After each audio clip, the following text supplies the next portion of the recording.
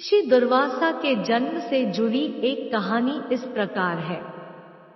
ब्रह्मज्ञानी अत्रि ब्रह्माजी के मानस पुत्र थे। इनकी पत्नी का नाम अनसुया था। इनका कोई संतान नहीं थी।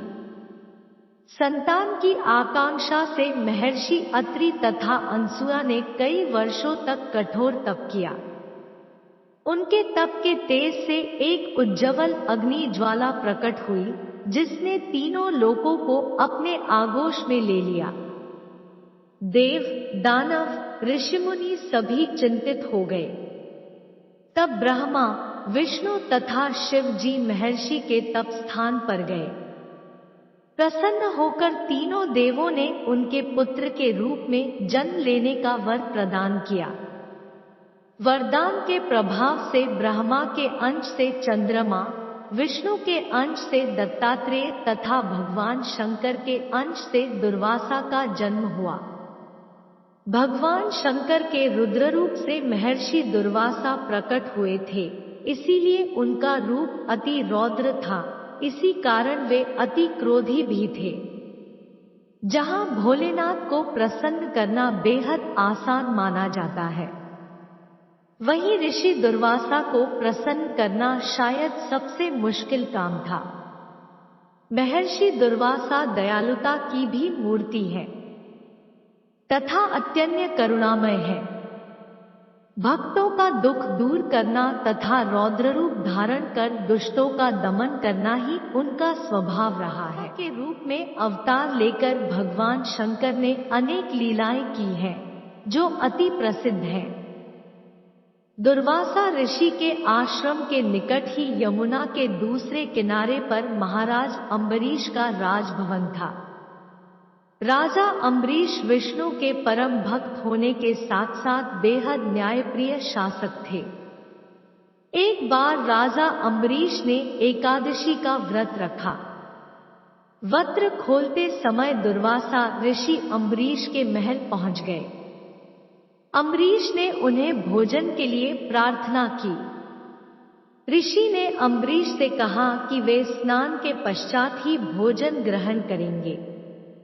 जल्दी लौटने की बात कहकर वे स्नान करने के लिए नदी चले गए। ऋषि दुर्वासा के इंतजार में काफी समय बीत गया। तब राजा अम्बरीश ने देवताओं का आह्वान कर आहुति दी और कुछ भाग ऋषि के लिए अलग कर दिया। कुछ समय बाद दुर्वासा ऋषि वापस आए। उन्हें राजा द्वारा उनका इंतजार न करने पर बहुत क्रोध आया। क्रोध के आवेश में उन्होंने अपनी जटा निचोड़ कृत्या राक्षसी उत्पन्न की और उसे अम्बरीश पर आक्रमण करने का आदेश दिया। भगवान विष्णु ने भक्त रक्षार्थ सुदर्शन चक्र प्रकट किया और राक्षसी का नाश हुआ। कृत्या का वध करने के बाद सुदर्शन चक्र ऋषि दुर्वासा का पीछा करने लगा। दुर्वासा जी लोकोलोक में रक्षार्थ दौड़ते शरण में पहुंचे। शिवजी ने विष्णु के पास भेजा। विष्णु जी ने कहा, आपने भक्त का अपराध किया है। आकर यदि आप अपना कल्याण चाहते हैं तो भक्त अम्बरीश से ही क्षमा प्रार्थना करें। थकहार कर दुर्वासा जी अम्बरीश के पास पहुंचे और सुदर्शन चक्र को रोकने की प्रार्थना करने लगे। दयालु राजा ने ऋषि की प्रार्थना मान ली और सुदर्शन चक्र को वापस अपने स्थान में जाने को कहा। इस प्रकार दुर्वासा ऋषि की जान सांसत से बाहर निकली। महाभारत में ऋषि दुर्वासा से संबंधित कई घटनाओं का उल्लेख है। एक बार महर्षि दुर्वासा द्वारका गए। वहां जाकर उन्होंने घोषणा करी कि वही मुझे अपने यहाँ ठहराए जो मुझे सह सके। श्री कृष्ण ने उनको अपने यहाँ ठहराया। दुर्वासा श्री कृष्ण के यहाँ कभी हंसने लगते, कभी रोने लगते, कभी महल के सामान को उठाकर इधर उधर फेंक देते, कभी भी कुछ भी मांग लेते। एक दिन उनकी इच्छा खीर खाने की हुई। बोले, खीर लाओ। श्री कृष्ण ने तुरंत खीर उनके सम्मुख प्रस्तुत कर दी। महर्षि ने थोड़ी सी खीर खाई और बोले, कृष्ण तुम इस खीर को अपने शरीर पर लगा लो। श्री कृष्ण ने ऐसा ही किया। ऋषि ने पास खड़ी रुक्मिणी देवी से कहा, तुम भी ऐसा ही मंगाओ। तुरंत रथ हाजिर हो गया। महर्षि ने कहा, रुक्मिणी तुम रथ में घोड़े के स्थान पर जुट जाओ। खीर लिपटी रुक्मिणी रथ में जुट गई। महर्षि रथ में चाबुक लेकर बैठ गए। राजमार्ग पर रथ मुनि के इच्छानुसार चला। वे रास्ते में रुक्मिणी पर चाबुक से वार करते रहे। वापस आने पर खीर से लिपटे श्री कृष्ण ने बिना क्रोध के नम्रता से कहा, महर्षि प्रसन्न होइए। दुर्वासा लज्जा से पानी पानी हो गए। बोले, कृष्ण तुम धन्य हो। तुम्हारे बिना मेरा ऐसा आतिथ्य कौन कर सकेगा भला।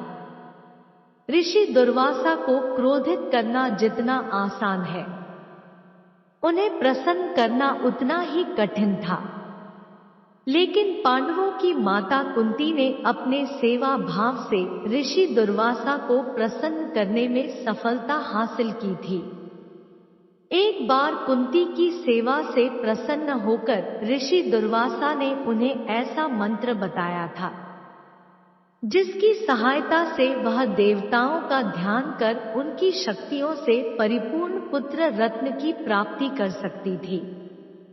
पांडवों का जन्म इसी मंत्र की सहायता से हुआ था।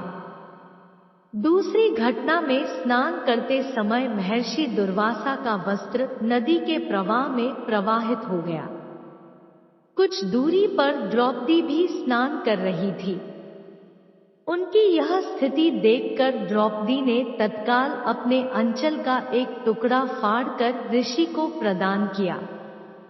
इससे प्रसन्न होकर महर्षि दुर्वासा ने उन्हें वर दिया कि यह वस्त्रखंड वृद्धि को प्राप्त कर तुम्हारी लज्जा का निवारण करेगा।